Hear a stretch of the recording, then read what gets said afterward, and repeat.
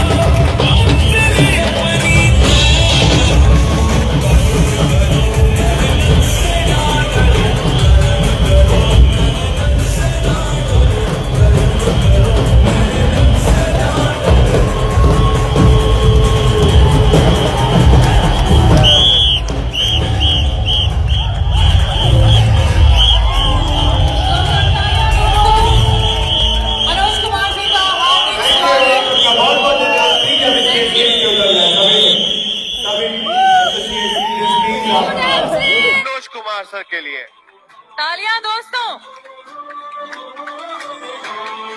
Can we have a loud music? Can we make it louder? मेहनत से ना डरो, कर्म करो मेहनत से ना डरो, करो या मरो जीवन में रंग भरो, करो या मरो क्या बात है। जीवन में रंग भरो, करो मेहनत से ना डरो, कर्म करो मेहनत से ना डरो, कर्म करो मेहनत से ना डरो। तालियां दोस्तों, तालियां। Thank you Satyam sir, thank you Ashok sir. Thank you Ashok sir.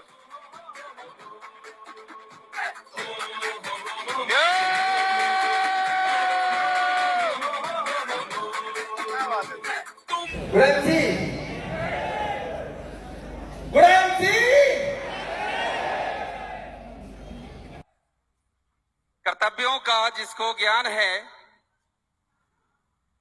कर्तव्यों का जिसको ज्ञान है, वही समस्याओं का स्वयं समाधान है। मुश्किलों से जिसकी ठनी है, मुश्किलों से जिसकी ठनी है, सफलता से उसी की बनी है। मैं मनोज कुमार बिहार वैशाली का रहने वाला हूं। आज से 4 साल पहले मैंने इस पवित्र बिजनेस की शुरुआत की थी, जब हालात बद से बदतर थी।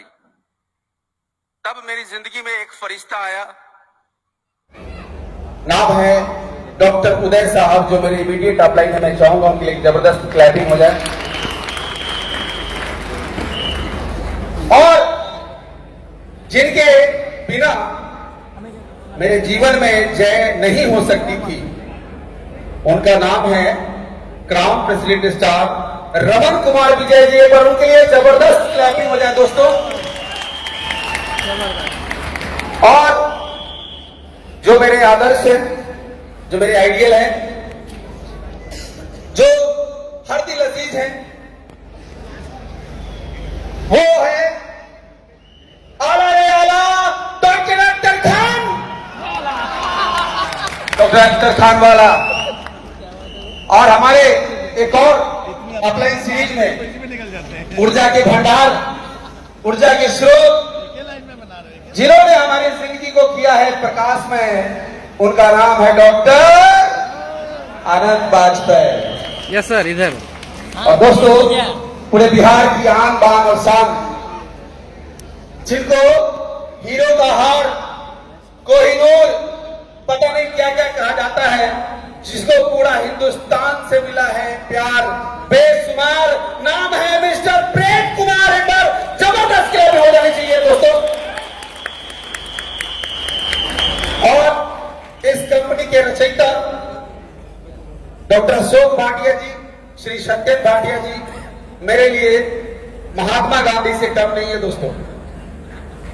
वो महात्मा गांधी जिन्होंने ये देश को आजाद कराया, इस देश को गुलामी की जंजीरों से मुक्त कराया, उनको तो मैंने नहीं देखा, लेकिन मैंने अशोक भाटिया जी और श्री सत्येंद्र भाटिया जी को मैंने देखा है, जो मुझ जैसे लोगों को आर्थिक रूप से आजादी दिलाने का काम किया है। एक जोरदार क्लैपिंग इन महान आत्मा के लिए, एक जबरदस्त क्लैपिंग। खड़े होके अपनी जगह पर से खड़े होके जोरदार क्लैपिंग कर दीजिए दोस्तों।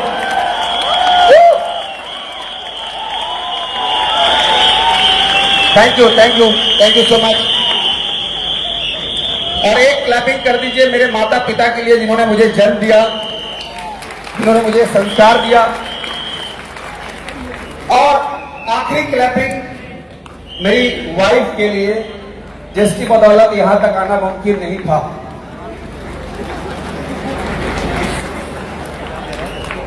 सोलह वर्ष की उम्र में शादी हो गई मेरी, क्योंकि माँ बाप का इकलौता चिराग था। माँ बाप को वारिस चाहिए थी, वारिस। तो बहुत जल्दी मेरी शादी हो गई 16 वर्ष की उम्र में। पता भी नहीं था जिंदगी क्या चीज होती है।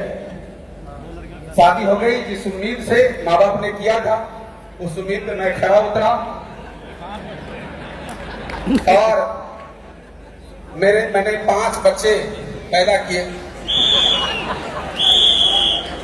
और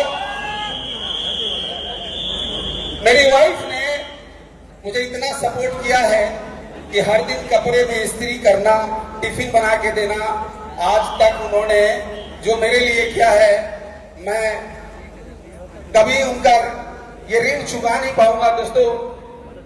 आज वो यहाँ नहीं है क्योंकि हमारे पिताजी को अचानक तबीयत खराब हो गई, और जैसा कि मैं बताया अपने परिवार का इकलौता वारिस हूँ, तो देखभाल के लिए उनको वहां पे छोड़ आया। लेकिन वो जहां भी हैं, मेरा प्यार, मेरा संदेश उन तक पहुंच चुका होगा। तो एक जोरदार क्लैपिंग मेरी वाइफ के लिए। सब कुछ मस्ती में कट रहा था, मस्ती में चल रहा था, लेकिन जिंदगी करवट लेती है जब पिताजी 2003 में रिटायर होते हैं। जो 5 बच्चे हमने पैदा किए वो धीरे धीरे बड़े हो गए। उनकी पढ़ाई लिखाई की खर्चे मुश्किल से निकलने लगी। आटा चावल दाल का भाव पता चलने लगा। तो वो जो अपने परिवार का चिराग था, राज दुलारा था, जो सबका चहेता था, वो धीरे धीरे आग का कांटा बनने लगा। उसके परिवार के लोगों ने ही उसे जिल्लत करना शुरू कर दिया। मेरे पिताजी ने मुझे कहा कि वंश का सबसे नालायक लड़का पैदा ले लिया, वंश का सबसे खराब, ये पूरे वंश में सबसे निकम्मा लड़का पैदा ले लिया, इससे अच्छा होता लड़का ना होता। तो मुझे समझ में नहीं आया अचानक हुआ क्या। सब कुछ अच्छा से चल रहा था, खा पी रहे थे, मस्ती में मैं गा रहा था, झूम रहा था, सब कुछ कर रहा था, लेकिन अचानक जिंदगी करवट लेती है और मैं बद से बदतर स्थिति को देखा। जब मैंने देखा कि गैस सिलेंडरों के लिए पिताजी के सामने गिड़गिड़ाना पड़ता था, पिताजी गैस खत्म हो गया, पैसा दे दो, तब मुझे लगा कि जिंदगी क्या चीज होती है, पैसा क्या चीज होता है। ऐसी स्थिति में मुझे भागना पड़ा घर छोड़ के। और आधे से ज्यादा बिहारी जब घर छोड़ के भागते तो दिल्ली पहुंचते। मैं भी दिल्ली भाग के गया। वहां मैंने देखा लोहा फैक्ट्रियों में काम करते हुए अपने भाइयों को, बड़ी पीड़ा हुई, लेकिन मरता क्या नहीं करता। 10 दिन मैंने काम किए क्योंकि जेब में पैसे नहीं थे, खाने के लिए रोटी नहीं था। ईश्वर का कृपा हुआ, मुझे एक अच्छी काम मिल गई साहिबाबाद में, जो गाजियाबाद के बगल में है, वो दिल्ली एनसीआर में बीपीएल कंपनियों में मुझे काम मिला। वो काम पहले वाले काम से अच्छा था, काम अच्छा चलने लगा। लेकिन जो दोस्त हमारे साथ रहते थे, उनकी आंख का मैं कांटा बन गया। मुझे लगा कि मैं यहाँ पे जिंदगी बनाने तो नहीं आया हूं। जब चाहने वालों का ही आंख का कांटा बन गया तो फिर मेरा यहाँ क्या काम। मैं घर चला गया। मैं घर गया, घर के लोग बहुत खुश हुए। मां मुझे गले से लिपट के रोई, बोली कि बेटा कभी घर मत छोड़ के जाना, जो होगा देख लेंगे, कभी घर मत छोड़ के जाना। जो मेरे छोटे छोटे बच्चे थे वो पहचानने से इनकार कर गए, क्योंकि काफी दिनों के बाद ये चेहरा उनको दिखाई दिया। कुछ दिन सब ठीक रहा, लेकिन कुछ दिनों के बाद फिर पेट की आग ने घर को जलाना शुरू किया। मैं क्या करता दोस्तों, तरह तरह का बिजनेस किया, तरह तरह का नौकरी किया, लेकिन कहीं सफलता नहीं मिली। अंत में एक फरिश्ता आया नवंबर 2015। उसने मुझे आईएमसी के बारे में बताया।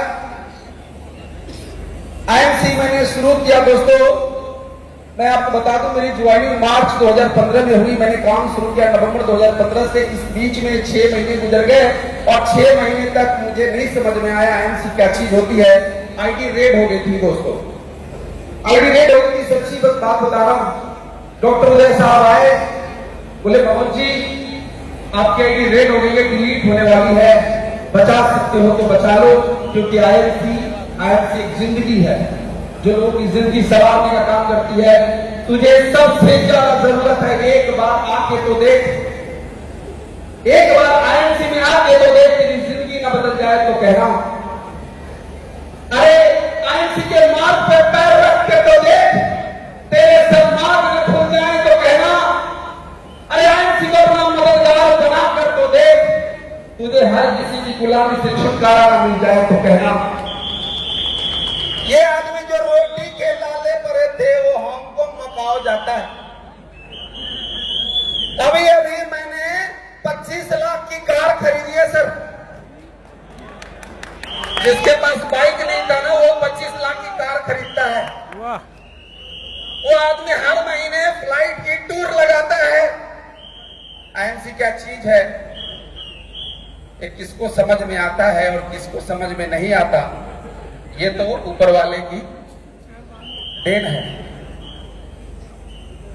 आईएमसी खुदा की नेमत है। आईएमसी खुदा की नेमत है। जिसको समझ में आ गया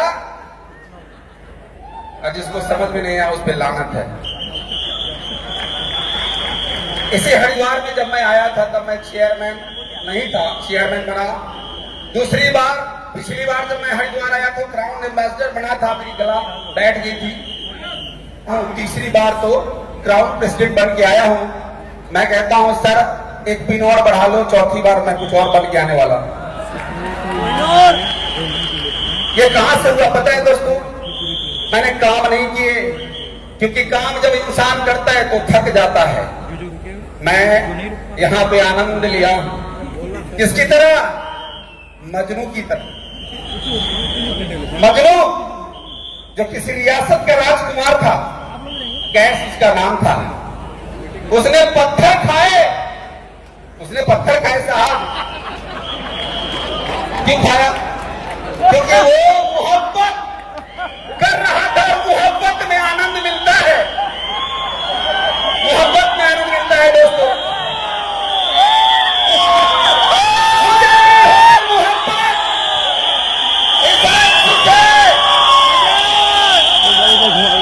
कैसे वो मोहब्बत पता है दोस्तों?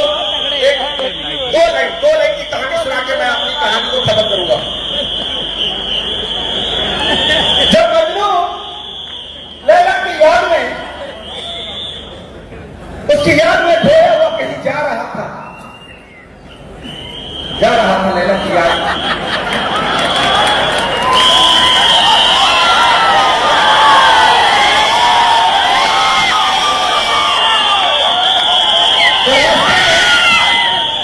और ये सब खड़े होकर जोरदार तालियां सबके लिए बजनी चाहिए।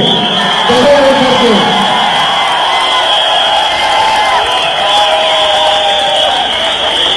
तो रास्ते में thank you so much, love you all. तो रास्ते में एक नमाजी साहब मिल गए, वो नमाज अदा कर रहे थे, खुदा की इबादत, लेकिन उसके सामने से लैला की याद में खोया हुआ वो मजनू पहुंच गया, उसके सामने से गुजर गया, उसको वो नमाजी दिखाई नहीं दिया। मैं आप ही को देख रहा हूं।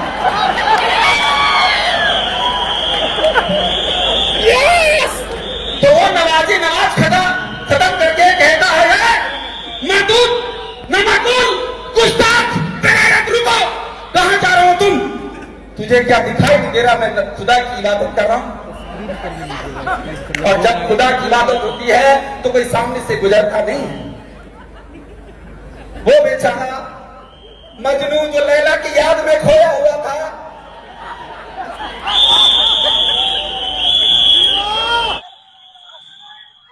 वो हक्का बक्का हो जाता है और कहता है, ये नवाजी साहब माफ कर देना, मेरे इस गुस्ताखी को माफ कर देना, क्योंकि मैंने आपको तो देखा नहीं कि आप नमाज अदा कर रहे हो, क्योंकि मैं लैला की याद में खोया हुआ था। लेकिन इतना बता दो यार, आप खुदा की इबादत कर रहे थे, जब मैं लैला की याद में था तो मुझे आप नहीं दिखाई दिए, आप तो खुदा की इबादत कर रहे थे, आपको मैं कैसे दिख गया?